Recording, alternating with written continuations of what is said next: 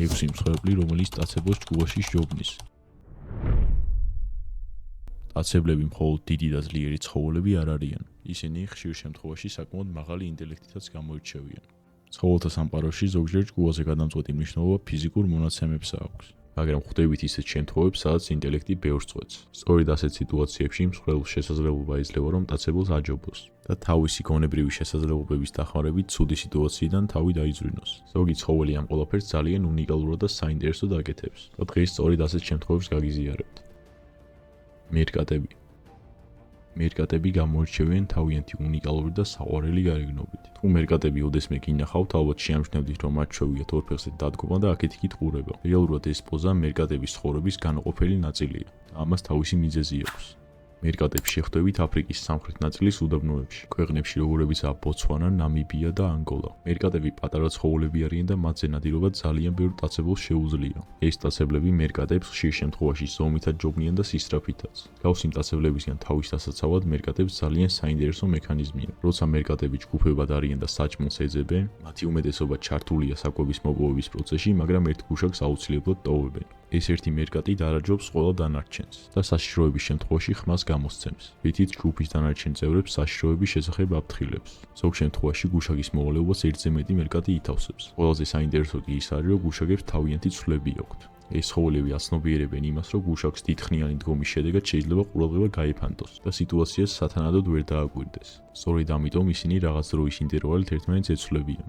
გუშაგის საფრთხის დანახვისთანავე გამოსცემს სპეციალურ ხმას, რომლის გაგონების შემდეგაც ძირითადად ყველა მიწაში იმალება. ასეთი ჭკვიანი და საინტერესო ცხოველები არიან მერკატები.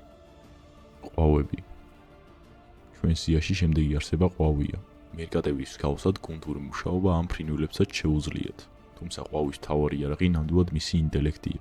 ყვავი პლანეტაზე ერთ-ერთ უჭკვიანეს არსებად ითვლება და სხვადასხვა ეს მათ ქცევაშიც გამოიხატება. მაგალითად, ექსპერტების დაკვირვებით ყვავებს ესმით წყლის დონის ცვალებადობა ბოთლში.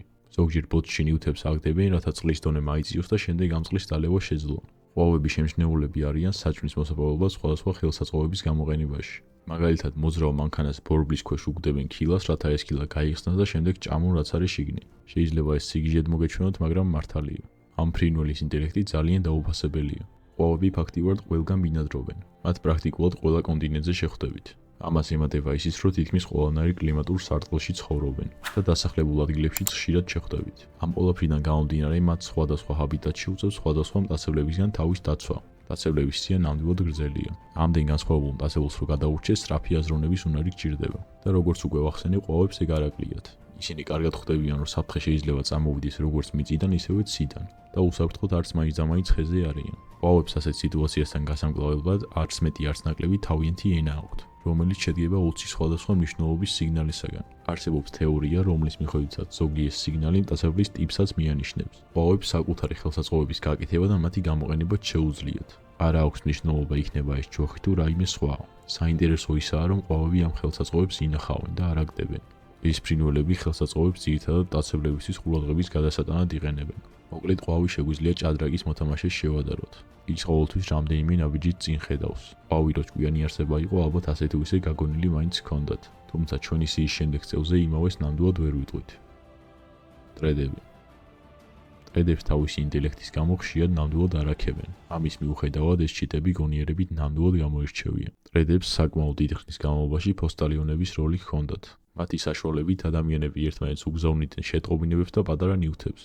მტრედებს მსგავსი დავალების შესრულება არ უჭირდათ, რადგან ძალიან კარგად იმახსოვრებენ სხვადასხვა ადგილებს. ასევე ვინმე თუ აჭმევს რაღაც კონკრეტულ ლოკაციაზე, ეს ახსოვთ და იქ ხშირად მიდიან. ერთსა და იმავე დროს თუ უყრის ვინმე საჭმელს, დროსაც იმახსოვრებენ. მტრედებისთვის სამწუხაროდ ზოგი მტაცებელი ამ დინამიკას ამჩნევს და მტრედის ამთვისებას თავის სასიკეთოდ იყენებს. მტრედისთვის ერთ-ერთი ბუნებრივი მტაცებელი არის ქორი, რომელიც მას ძალიან ბევრ პრობლემებს უქმნის. ერთი შეხედვით მტრედებს ქორისგან არცზე კარგი თავდასხმის მექანიზმი აქვთ.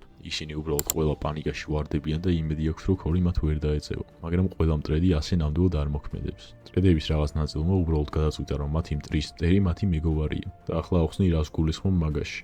მოკლედ, ქორებს და ყვავებს ერთმანეთი ეზიზღებათ. ქორი ყვავებზე ნადირობს, როცა შეუძლია, მაგრამ ზოგჯერ ყვავები საკმაოდ დიდები იზრდებიან და ამის გაკეთება უჭირს. განსაკუთრებით იმის გამო, რომ ყვავები დიდ ჯგუფებად ცხოვრობენ. მოკლედ, ყვავები არიან ტერიტორიული ცხოველები, ანუ თავის ტერიტორიას იცავენ და მათ იზრდებათ ქორები. როგორც ჩანს, მტრედების რაღაც ნაწილმა ეს გააცნობიერა.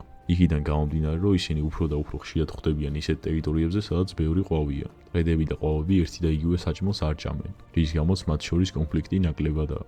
ანუ გამოდის, რომ მტრედებმა საკუთარ თავს შეუქმნეს უსაფრთხო გარემო, სადაც ქორები ყვავების შიშით ვერ შემოდიან და თუ მაინც შემოვლენ, ქორებსა და ყვავების ჯგუფს შორის დაპირისპირება იქნება. მტრედები კი დიდი ალბათობით მაინც ხელშეუხებლები დარჩებიან. ამ ყველაფრიდან გამომდინარე, შეიძლება ითქვას, რომ ამ ჩიტების ინტელექტი ნამდვილად დაუპასებელია. აფრიკული ველური ძაღლები. აფრიკული ველური ძაღლების სიტუაცია კვებით ჩაშვი საკმაოდ საინტერესოა. ისინი იდეაში არიან მტაცებლები, მაგრამ თავიანთი პატარა ზომის და ასევე დიდი კონკურენციის გამო ხშირად მსხვერპლის როლის მორგებას უწევთ. ისინი ლომის გავს მტაცებლებს პირდაპირ ბრძოლაში კონკურენციას ვერ უწევენ. იგივე შეიძლება ითქვას კოპლებიანი აფთრების კლანზეც.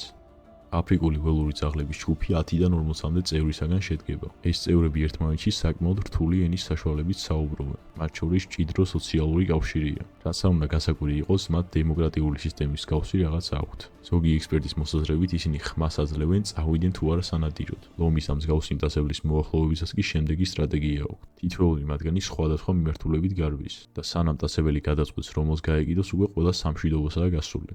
ეს თლად გენიალური სტრატეგია არაა, მაგრამ გაშლილ ადგილებში ამაზე კარგის მოფიქრება ძნელია.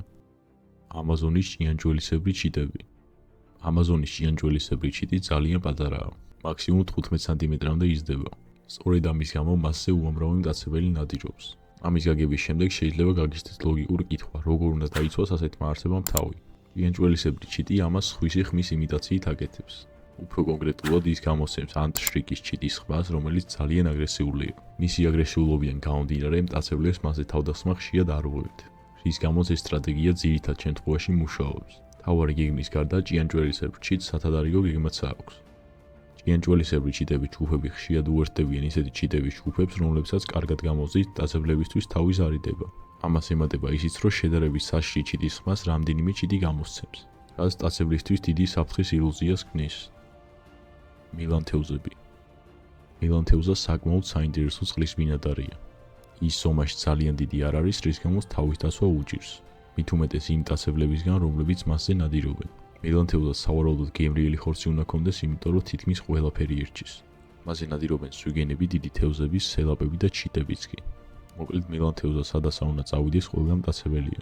შესაბამისად გადასარჩენად ამ თევზებს უნიკალური დაცვის მექანიზმების გამომუშავება მოუწიათ. მაგალითად მოვიყვან ერთ მექანიზმს. ხშირ შემთხვევაში, როცა მელანთევზას მტაცებელი უახლოვდება, ის იცვლის კანის ფერს და ამას ესთეტიური ეფექტისთვის ნამდვილად არ აკეთებს. იცვლის არა მარტო კანის ფერს, არამედ ტექსტურასაც. შეუძლია გაიჩინოს ზოლების და კოპლების მსგავსი მოხაზულობებიც. მოკლედ, როგორც ჩანს, ზოგჯერ ეს ყველაფერი მტაცებელს უბრალოდ აჰიპნოზებს. ეს საკმაოდ უცნაური და ძნელი დასაჯერებელია, მაგრამ აშკარად ასეა. მტაცებელი ამ ყველაფრის დანახვისას დროებით იბნევა. მელანთევზას ეს ყველაფერი არაფერში გამოადგება თუ გაქცევა ვერ შეძლო. მტაცებელი ადრე თუ გვიან შეჯამს. მელანთევზა საკმაოდ ნელი ცხოველია, მაგრამ თავისი გაქცევის მექანიზმი აქვს. ის უბრალოდ დიდი რაოდენობის მელანს წყალში გატყორცნის და ამ ინერციის ხარჯზე საკმაოდ სწრაფად გადაადგილდება. თავისთავად მტაცებელს ხელს ეს გატყორცნილი მელანი უშლის ხელს. ამ გზით მელანთევზა მტაცებელს დააბნევს და გაექცევა. მოკლედ და კონკრეტულად ეს არსება ახერხებს თავისით დიდი, ძლიერი და სწრაფი არსებებისგან თავის დაძვრენას. და ამ ყველაფერს ნახსენები ორი მექანიზმის საშუალებით აკეთებს. მელანთევზა და მისი მსგავსი არსებები გვიმტკიცებენ, რომ ხერხი ღონეს ზოგჯერ ნამდვილად ჯობია. სანამ ვიდეოს დავამთავრებ, მინდა შეახსენოთ, რომ აღწერაში არის ქისაჯის ლინკი, რომლის დახმარებითაც შეიძლიათ სწრაფად და მარტივად, ასევე უსაფრთხოდ დაეხმაროთ არხს და თან მიაწეროთ კომენტარი თქვენს დონაციას. თუ ამ კომენტარში იქნება კითხვა, მას შემდეგ ვიდეოში დეტალურად უპასუხებ. ამით ჩვენი ვიდეო დასასრულს მივუახლოვდა, თუ მოგეძონათ ის გთხოვთ ტრადიციულად რომ დაალაიქოთ, გამოიწვევთ არხი და დატოვოთ კომენტარი. ამით არხს ძალიან ეხმარებით. ასევე ტრადიციულად რაიმე ვიდეოს იდეა თუ გაქვთ, მაგასაც ველოდები. მაქსიმალურად ვცდილობ, რომ ყველას მოთხოვნა დავაკმაყოფილო. მომავალ შეხვედრამდე.